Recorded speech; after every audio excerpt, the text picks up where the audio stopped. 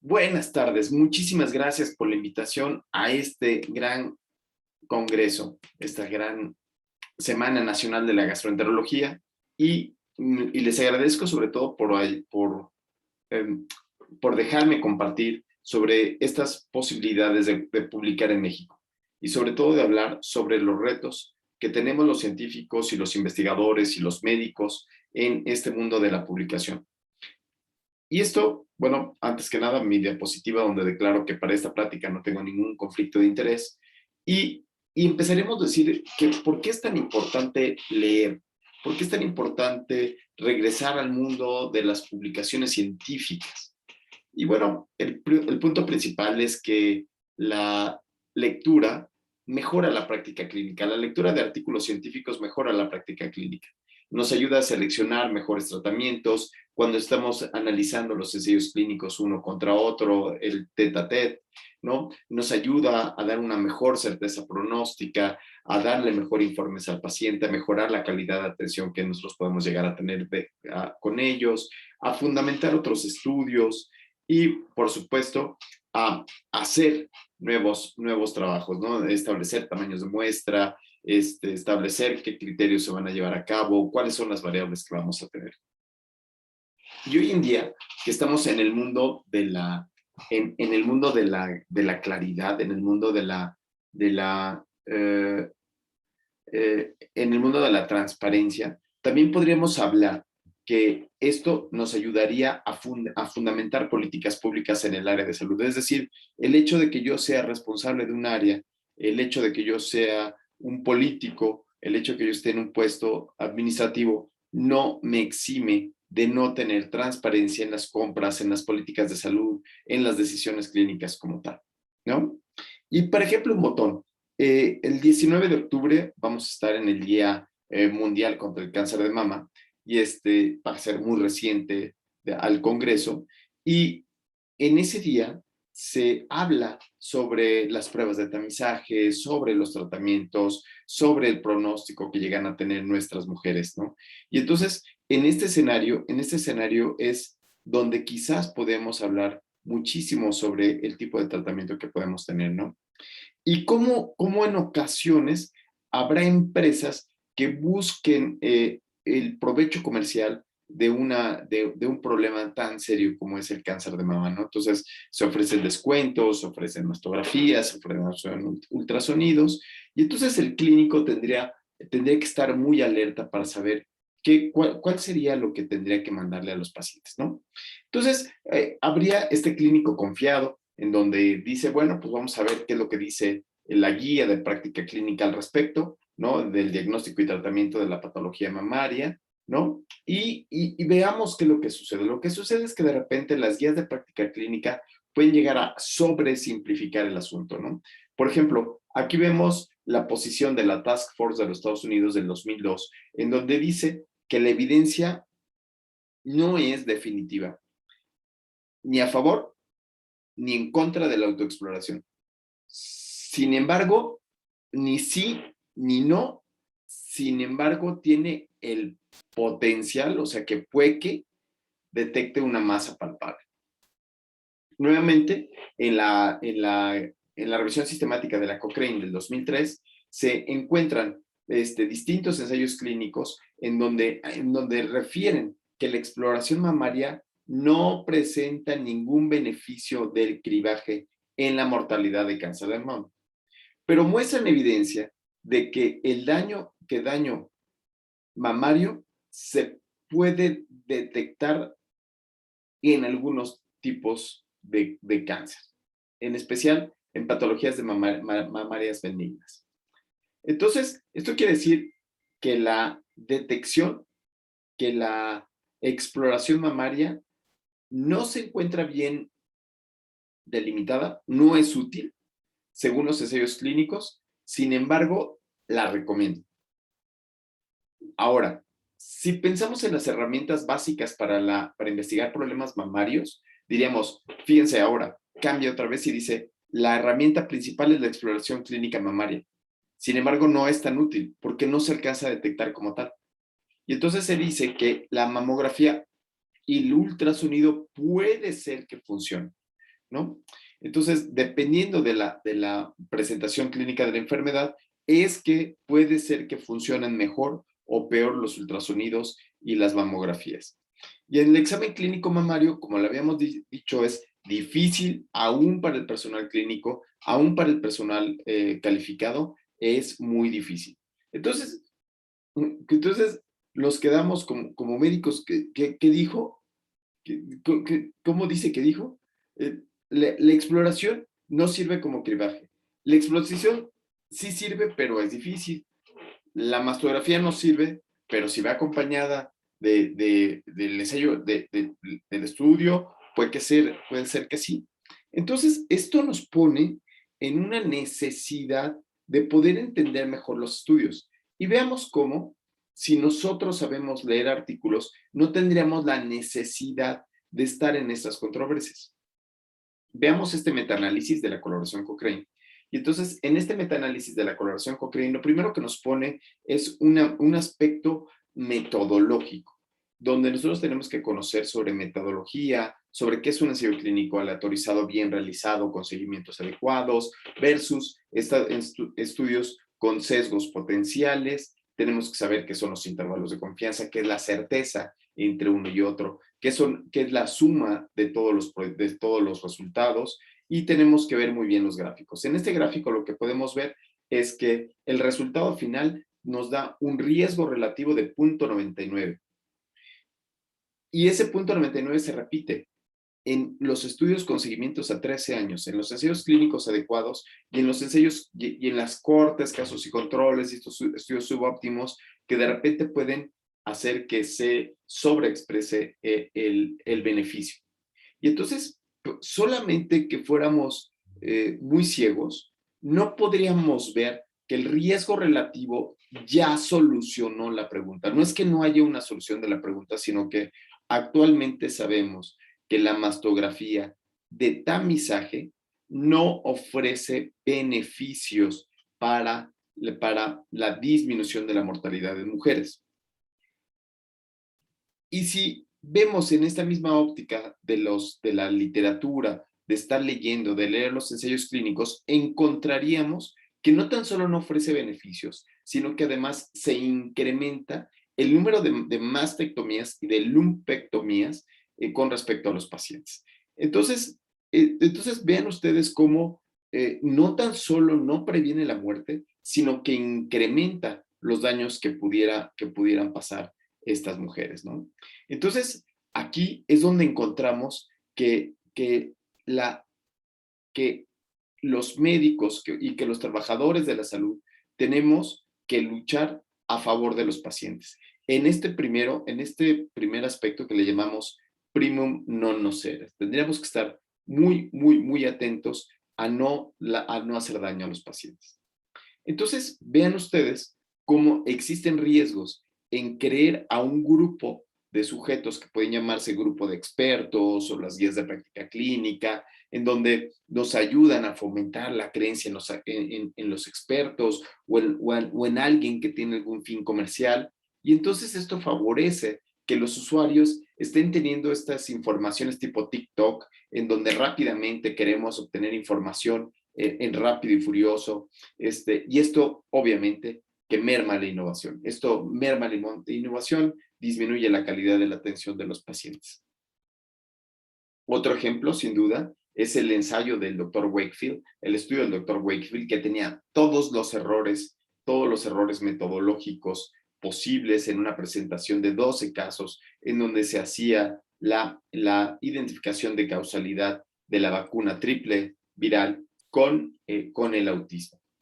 Este artículo, que fue publicado como Early Report en el Lancet, tuvo unos daños catastróficos, haciendo que las personas decidieran dejarse de vacunar y incrementar estas políticas de no vacunación. Lamentablemente, el artículo, a pesar de que tenía todos los datos para no ser tomado en cuenta como un estudio de causalidad, fue retractado hasta mucho tiempo después, cuando se descubrió que los datos habían sido inventados, que no tenían, que los pacientes nunca fueron corroborados y que no había la asociación suficiente para llegar a cabo la conclusión a la que llegaron. Es decir, no solamente no tuvo problemas el autor inventó todos los datos, pero también los revisores, pero también los editores de la revista tuvieron mucho que ver en esta retracción.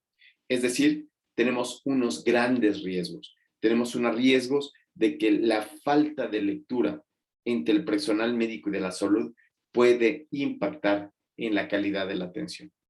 La poca comprensión de la metodología, de la estadística, de la bioética, pueden impactar en repetir modelos y en seguir disminuyendo esta calidad de la atención, como lo habíamos dicho. Por eso es que un grupo de sujetos mexicanos nos hemos incorporado en una iniciativa, la cual le llamamos Iniciativa M, en donde lo que queremos es mejorar las publicaciones. Nosotros somos investigadores, médicos, editores, que invitamos a los profesionales de la salud a incorporarse, a consultar las publicaciones hispanoparlantes, buscar las mejores publicaciones, alentar a la personal de salud a leer, a escribir y a difundir la literatura científica.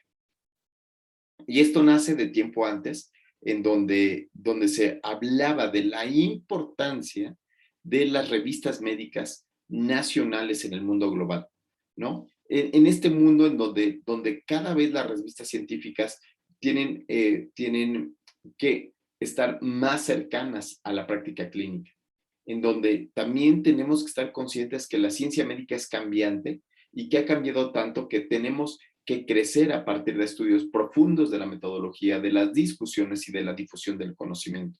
¿Para qué? Para mejorar las acciones en la práctica clínica.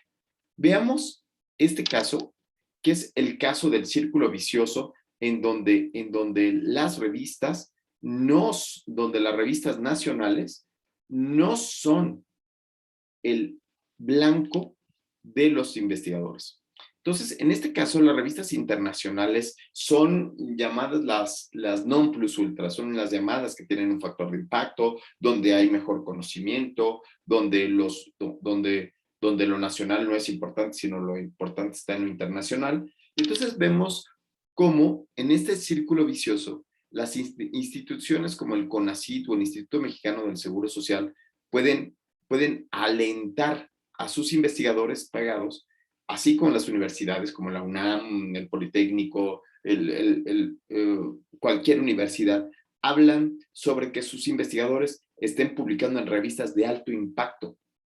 Esto conlleva a que los profesores médicos, los médicos, incluso las enfermeras, ya no les guste leer las revistas mexicanas porque les dicen que lo mexicano o que lo nacional no es tan importante, está sesgado. Le ponemos sobrenombres a las revistas, el Aguacate Journal, no, ¿dónde lo publicaste?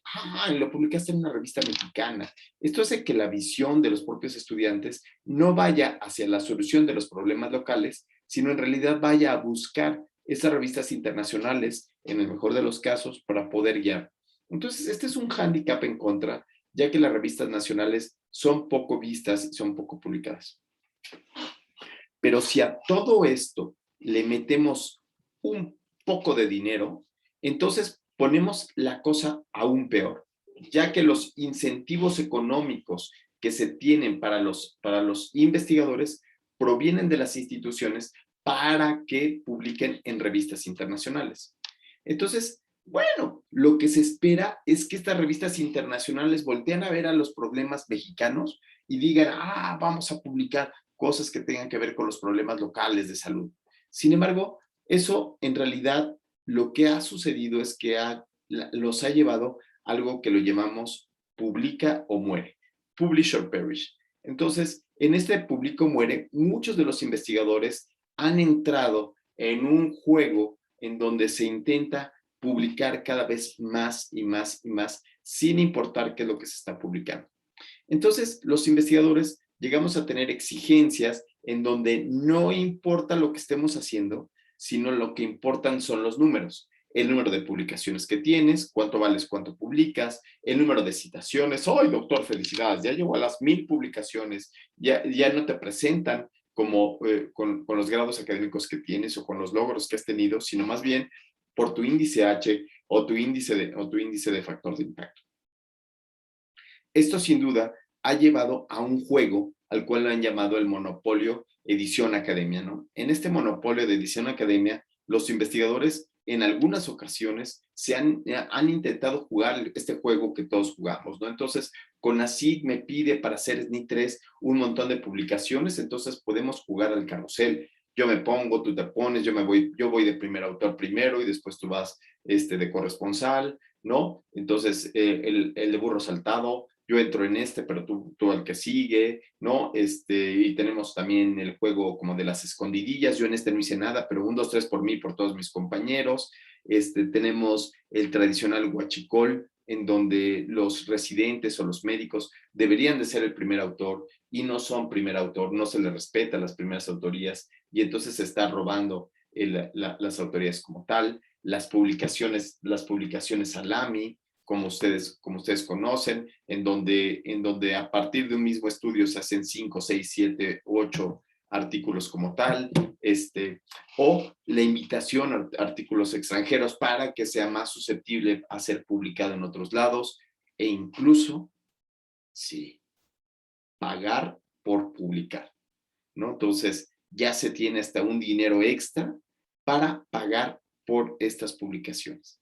Entonces, aquí pensamos en verdaderos retos. Estos retos que estamos platicando son retos en donde ya la industria, ya las industrias que publican en Sevier, Springer, Wiley, ya empiezan a ver esto como un verdadero negocio, ¿no? Entonces, el negocio es, estos sujetos, estos investigadores, tienen que publicar y quieren publicar rápido para poder obtener los grants y el dinero necesario. Y entonces ellos les dan estos fast tracks para que puedan publicarse lo más rápido posible. Y entonces vean ustedes cómo esto se ha vuelto un juego tremebundo. ¿Por qué? Porque el Sevier no nada más cobra por las publicaciones, sino además te cobra por algo que le llaman un core de publicaciones. Entonces, vean ustedes cómo muchos países, incluidos nosotros en México, se invierten millones de dólares o de euros, como los muestro aquí, para tener accesibles estas publicaciones en las universidades para poder hacer que la rueda de la investigación funcione. Déjenme aclarar un poquito más. Esto quiere decir que el gobierno, y cuando digo gobierno, quieren decir los impuestos de nosotros, el gobierno invierte dinero no tan solo en pagar los salarios de los investigadores, los laboratorios, los insumos de investigación, sino que además de pagarnos a nosotros como médicos y como investigadores, hay que pagar a las editoriales por la publicación. Y no tan solo eso, sino que de regreso, ya una vez que fueron publicados allá los artículos, donde se pagó para la publicación de los artículos, ahora se tiene que volver a pagar esta cantidad de euros o de dólares para que las editoriales nos den todos sus números en versión electrónica. En el entendido de que ya no hay bibliotecas, ya no nos llegan como tal las revistas en formato de papel, donde lo podríamos consultar cuantas veces o sacar las copias que nosotros querramos. No, ahora se hace de manera electrónica y cada copia va a obtener su valor, ¿no? Entonces, hay que pagar para leer todos los paquetes, no nada más una revista, sino el paquete completo de las revistas cardiovasculares, pediátricas, ginecológicas, etcétera, etcétera. Y entonces esto hace un hándicap en contra de los médicos que estamos intentando publicar en revistas de alto impacto, porque nos han dicho que el alto impacto es bueno, y tenemos que elevar los costos, pagarlo a veces de nuestros bolsillos para poder acceder a competir en estos niveles, logrando que eso se haga un disparo. Ahora pensemos en el arbitraje por pares. Los editores de estas revistas, muchas de las ocasiones, no son pagados por la revista, sino que son pagados, digámoslo así, por la institución. Es decir, el editor es un editor del Instituto Nacional de Salud Pública, el editor es un editor del Instituto Mexicano del Seguro Social, pagado por el Instituto Mexicano del Seguro Social, y aún así trabaja para la revista que cobra de regreso. Y si eso creen que es mucho, no nada más se pone no nada más se está pagando por publicar, por el arbitraje por pares, por los editores, sino que también se paga por las revisiones. Y entonces vean ustedes cómo esto se ha vuelto un verdadero negocio en donde las grandes revistas empiezan a tener este llamado monopolio. ¿Y por qué? Porque se convierte en una de las empresas mayor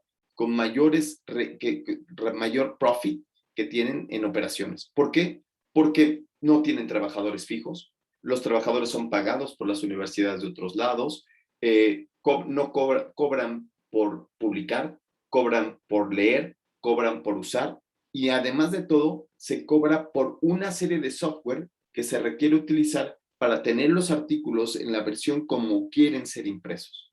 Es por eso que estas empresas como Elsevier, Springer y Whitley se han sido mencionados que son los grandes promotores del monopolio de las revistas internacionales. Vean ustedes cómo estas revistas pueden llegar a cobrar hasta $10,000 por artículo, dependiendo de qué tanto quieras de factor de impacto, ¿no? ¿Qué tanto te gusta? ¿Cuánto le quieres invertir para que tu factor de impacto incremente? Ojo, que no estamos hablando de la calidad de los artículos, no estamos hablando del impacto que van a tener en el retorno para los pacientes, sino estamos hablando específicamente de dinero en determinados tipos de revistas. Ahora, esto nos ha conducido a algo que le llamamos la medicina basada en el artículo disponible, o llamado el sesgo del full text available, ¿no? Entonces, donde todos queremos tener la revista, pero ya no queremos pagar, porque no, $30 por un artículo no nos parece justo. Entonces vamos y buscamos un artículo que sea gratuito. Y en ese aspecto es que han proliferado las revistas que son llamadas revistas predadoras. Estas revistas predadoras tienen editores que decimos que son editores falsos, editores que nadie los conoce, editores que probablemente ni siquiera tengan una carrera académica que les permita ser este editor de la revista. Y entonces, en este sentido, es que John Bohannon, que es este sujeto que está aquí arriba de Jeans, hizo un estudio falso para su doctorado y fingió un fitofármaco ficticio con métodos químicos inexistentes, se inventó su filiación con esta plataforma de Waze que es tan común, y envió el artículo a 304 revistas de acceso libre para ver qué pasaba, para ver si había gente detrás de esto, para ver si había revisores, había alguien que pudiera darse cuenta de primera instancia que esto era una locura. Y vean lo que pasó. Bueno, lo que sucedió es que por lo menos tenemos 3 lugares. Tenemos un lugar que decimos qué revista, que se llama La Lista de Jeffrey Bell. Entonces, en estas revistas, a las cuales se llaman revistas que no son predadoras, ¿no? Estas son confiables, dice Jeffrey Bell. Y entonces, Jeffrey, a la hora que saca esta lista, lo que encontraron es que el 33% de los artículos fueron aceptados cuando eran de esta lista. Bueno, entonces esa lista la podríamos descalificar para pensar a qué revista enviar mi artículo. Ahora tenemos otra lista, la lista del directorio del Open Access Journal, o que también es llamada la lista blanca, las revistas que sí se conoce, que se sabe que son muy buenas, que cobran, eso sí, pero que nos ofrecen una calidad adecuada. Y entonces en estos títulos se encontraron que el 7% aceptaron este artículo huachicoleado, ¿no? Aceptaron este artículo sin ningún problema. A diferencia de las revistas que llamaron Journal Citation Reports, en donde ninguno de este fraude fue aceptado. Ahora vean qué fue lo que pasó. De las 304 envíos que se hicieron, 98 fueron rechazados, unos fueron rechazados sin nada, es decir, nada más llegaron al editor, no se hizo nada por revisión, dijeron esto no pasa, Dios, vete a buscar otra revista, y las otras fueron rechazadas, pero en el momento que fueron rechazadas casi todos decían, bueno, el artículo puede mejorar, pero si lo mete a nuestra compañía editorial, luego entonces podría ser aceptado, ¿no? Entonces casi sería como este documento de deposite sin colgar otra moneda, deposite un poquito más de dinero y usted obtendrá su artículo publicado.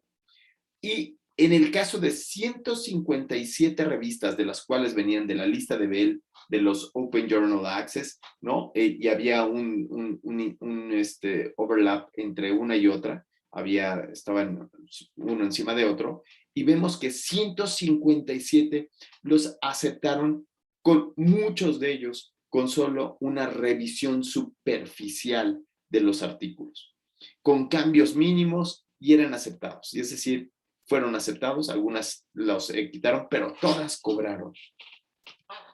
Cuando se buscaba dentro de las que cobraron, como las que no cobraron, de las que fueron aceptadas o no fueron aceptadas, cuando se buscaba de dónde iba a dar el dinero, es decir, qué decía la revista y a dónde iba a dar el dinero, lo que se encontró es la fuente del fraude.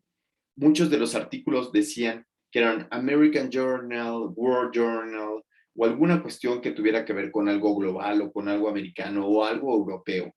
La mayoría eran americanos, pero cuando se iba a buscar el dinero se encontró que la mayor parte del dinero se encontraba en África subsahariana, como pueden ver aquí. Algunos otros, las cuentas de banco, estaban la mayor parte de ellas en la India o en China, encontrando qué era lo que estaba pasando con este mundo, en donde el mundo de las revistas gratuitas, el mundo de las revistas predadoras, en donde te hacen ver que el artículo sea adecuado, pero no te ofrecen todo lo demás. Había demasiado huachicol. Entonces una serie de investigadores empezaron a luchar contra el sistema. Lucha del sistema, tanto de las revistas predadoras como de las revistas de estas grandes editoriales monopólicas, eso es llamado The Cost of Knowledge. Entonces, en este grupo ya hay 17,870 investigadores que han asumido esta posibilidad de decir, yo no voy a publicar ahí. Es decir, puedo tener tres alternativas. No voy a publicar en estas revistas ni predadoras, ni en estas revistas monopólicas. No voy a ser referí, no voy a estar dando mi trabajo para estas revistas, y no voy a trabajar en los grupos editoriales. Entonces, cada vez hay más y más y más personas que están trabajando a favor de no publicar en estas revistas, sino de publicar en las revistas locales, ya que tienen un concepto ético mayor que en estas revistas. Es decir, se está buscando la libertad académica. Y la libertad académica de investigar sin presiones académicas, sin la presión económica de publicar para que te den un incentivo económico, sino que empezar a pensar en lo que realmente somos, empezar a pensar que las publicaciones deben de tener este enfoque local y quizás después tener el enfoque internacional, es decir, piensa global, actúa local, y mejorar la calidad y evitar la cantidad, pensando siempre en la ética de las publicaciones, ¿no?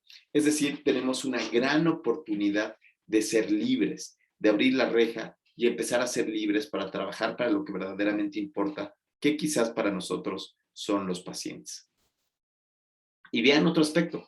Otro aspecto es el romper las barreras, ¿no? Entonces, el problema ha sido tan grave que se han formado estas páginas piratas, como por ejemplo Sci-Hub, que es una de las principales, en donde se está intentando luchar contra los monopolios editoriales, en donde es una respuesta al incremento de los costos por las grandes editoriales, ¿no? Es decir, países que son millonarios pueden comprar todas las editoriales sin ningún problema, pero los países de bajos ingresos como México, nos cuesta trabajo tener estos artículos. Por eso es que surgen estas revistas, estas páginas pirata, en donde intentan proveer, ¿no?, en masa millones de artículos. Actualmente ya tienen 88 millones de artículos, en donde ya han logrado craquear, por así decirlo, las páginas internacionales y le dan este contenido a las personas que lo soliciten gratuitamente, ¿no? Entonces, la idea de Sci-Hub es tener conocimiento para todos, es decir, que la gente pueda llegar, que este conocimiento llegue a la sociedad. Ellos luchan por evitar el copyright o luchan contra el copyright, que querría decir que alguien es dueño del conocimiento, ¿no? Entonces, lo cual les parece completamente legal porque el conocimiento debería ser para todos y apoyan el uso del Open Access, ¿no? Entonces, el Open Access para todos y que compita contra estos Open Access que son de revistas, como lo vimos tal cual, de revistas predadoras. Y entonces, bueno, pues ellos nos invitan a unirnos a esta pelea en donde el robo de los artículos sea una manera de llegar, de quitar estas barreras de dinero y llevar al conocimiento. Sin embargo, en el mundo, el juicio ético al respecto ha tenido sus dificultades, porque al final de cuentas robar es robar, ¿no? Robar el conocimiento de otros, robar el trabajo de otros, siempre termina siendo esta discusión ética de si el fin justifica los medios, si quitarle al rico para darle al pobre, o si estamos hablando de que no tiene, es inocuo, es como quitarle un pelo a un gato, o algunos otros han dicho, bueno, pues nosotros siempre hemos hecho esto porque nosotros pasábamos los PDFs de unos a los otros, íbamos a sacar copias y las traíamos de un lado para otro, entonces, pues no es para tanto. Entonces, esto queda específicamente en el grupo de la ética personal, ¿no? O sea, ¿qué tanto puedo estar yo seguro que esto que estoy haciendo es adecuado o inadecuado? Ahora, pero podríamos mencionar que ante la muerte del factor de impacto, es decir, que en- entendemos que el horizonte de las publicaciones médicas ha cambiado en los últimos años. Y hoy en día, las publicaciones, casi todas las publicaciones pueden ser consultadas en línea, en dispositivos móviles, en cualquier otro lugar. Y los metabuscadores nos ayudan a encontrar el artículo que queramos. Podemos hacer búsquedas sistemáticas de muy buena calidad y buscar artículos que sean de bajo impacto con bajo factor de impacto porque no invirtieron en las grandes revistas, pero que nos den una información valiosa. Entonces, ante la muerte de esto y ante pensar que podemos publicar en revistas nacionales o de nuestro entorno de manera gratuita, en donde lo más importante es la información que nosotros estamos poniendo, porque la difusión la damos por hecho, porque ya está en las redes, igual que todas las anteriores, ¿no? Entonces, este nuevo mundo donde ya no hay bibliotecas o ha disminuido mucho las bibliotecas o han quedado en el olvido, empolvándose, en donde los algoritmos de los metabuscadores son maravillosos y que ahora podemos tener disponible en cualquier lugar estos documentos, entonces nos hace abrir los ojos para poder plantearnos si hay un círculo virtuoso en donde las revistas nacionales que no cobran, que tienen acceso libre, que tienen a pares que están trabajando de manera similar, pudiera ser la solución. Y esta es la propuesta que nosotros tenemos. La propuesta es darle mayor peso darle mayor peso a las revistas nacionales, ¿no? Entonces, en estas revistas nacionales, nosotros deberíamos de tener el primer paso. El primer paso es tener estas revistas nacionales en donde nosotros alentemos tanto a nuestros profesores, a los médicos, a las enfermeras, a publicar en estas revistas, donde alentemos también a los estudiantes, no los dejemos afuera, ¿no? No dejemos afuera a los estudiantes, ay Dios, no dejemos afuera a los estudiantes, ¿no? Y que los convoquemos a utilizar estas revistas. ¿Para qué? Para lograr publicar cosas que tengan que ver con la solución de problemas locales. No nos queda ninguna duda de que va a haber investigadores que van a ser pagados por las instituciones, ¿no? Por el CONACYT, que el CONACYT va a seguir pagando, las instituciones van a seguir proponiendo el factor de impacto o que van a seguir promocionando las revistas extranjeras sobre las nacionales.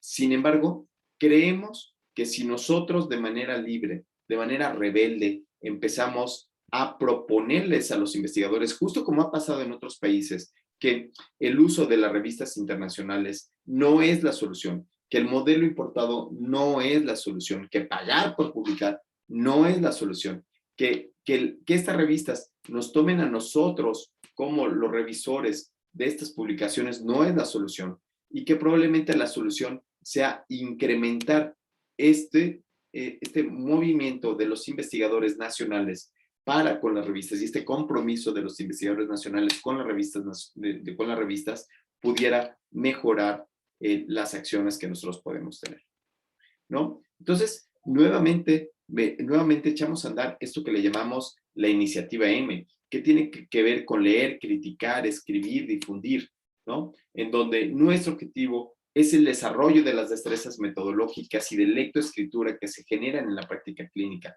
mejorar, por lo tanto, las publicaciones locales en donde todos los médicos y todos nosotros podríamos tener mayor acceso, donde tenemos que revisar críticamente la literatura médica, estructurar preguntas de investigación que nos puedan ayudar a resolver problemas clínicos, publicar los casos clínicos que de otra manera no serían tan interesantes y aquí podrían ser muy importantes para saber cómo abordar estos trabajos. Y esto quizás nos podría llevar a incrementar las citas mexicanas y quizás incrementar el factor de impacto de estas revistas, ¿no? Y entonces, pero vean ustedes los alcances secundarios que esto podría tener. El incorporar a los médicos a la iniciativa M es incrementar la visibilidad de las revistas mexicanas, el uso de estas revistas, la habilidad crítica para decidir qué es lo que está bien, qué es lo que está mal de cada una de las revistas, incrementar los factores de impacto, ya que esto puede hacer que se incrementen también las citas como tal, ¿no? Y esto, sin duda, en el modelo de atención, de calidad de la atención de Don Abedian, que tiene que decir cómo mejorar esta capacidad técnica en la mejora de tratamientos, de pruebas diagnósticas, de innovación, puede ayudar a mejorar las relaciones interpersonales, el trabajo en equipo entre médicos y residentes, y quizás puede ser la motivación. Porque cuando nos publican un artículo es maravilloso porque es como si fuera un hijo. Entonces dices, me acaban de publicar otro hijito y estoy muy orgulloso de lo que dice y de lo que dice y de lo que está ahí puesto, ¿no? Entonces, la iniciativa M son estos 4 puntos. La iniciativa MP son estos 4 puntos de leer cosas que tengan que ver con una práctica clínica habitual. Leer artículos originales, revisiones, casos clínicos, lo que sea, pero estar leyendo constantemente cuestiones mexicanas que tengan que ver con la práctica habitual, ¿no? Y escribir de todo. Lo primero que pueda hacer, lo que esté a mi alcance, casos clínicos, cartas al editor, revisiones, protocolos o ensayos clínicos quizás, ¿no? Y esto quizás nos lleva a entender, a innovar y a mejorar nuestra práctica clínica habitual, ¿no? Y entonces, bueno, pues esto es la iniciativa M, es la consulta, la crítica y escribir los resultados y, por supuesto, se basa en esta bandera, que es la bandera del doliente hidalgo.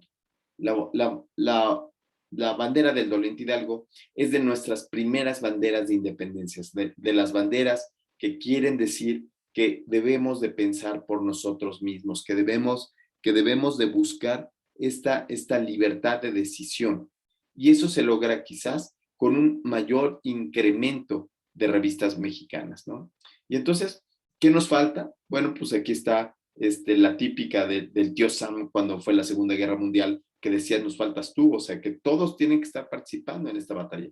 Nos falta mejoría en el sitio web, difusión, seguimiento, voluntarios, pero lo que más falta son los lectores, los investigadores que piensan en las revistas mexicanas para incrementar este modelo que nosotros estamos pensando que pudiéramos tener. Y bueno, ¿y qué más que pensar como Luis Pasteur, ¿no? Luis Pasteur, o Louis Pasteur, porque era francés, Louis Pasteur nos decía, para aquellos que han decidido dedicar su vida a la ciencia, nada brinda más alegría que incrementar el número de tus descubrimientos. Pero tu vaso de felicidad solamente se llena cuando estos estudios encuentran aplicación en la práctica clínica. Entonces, este fenómeno nos debe de quedar muy claro. No importa cuántos artículos he escrito ni el factor de impacto. Lo que importa es qué tanto he modificado la aplicación práctica de la medicina. Eso es a lo que tenemos que estar pensando, a lo que debemos de llegar cuando estemos publicando esta serie de cosas. Y bueno, yo me despido en mi idioma, en náhuatl, dándole las gracias, Tlazocamati Millac, e invitándolos a unirse a la iniciativa M en Facebook, en Twitter, o publicando en revistas nacionales o leyendo artículos con sus residentes. Muchísimas gracias, muchas gracias por la invitación y quedo a sus órdenes para cualquier pregunta. Tlazocamati Millar y nos vemos pronto.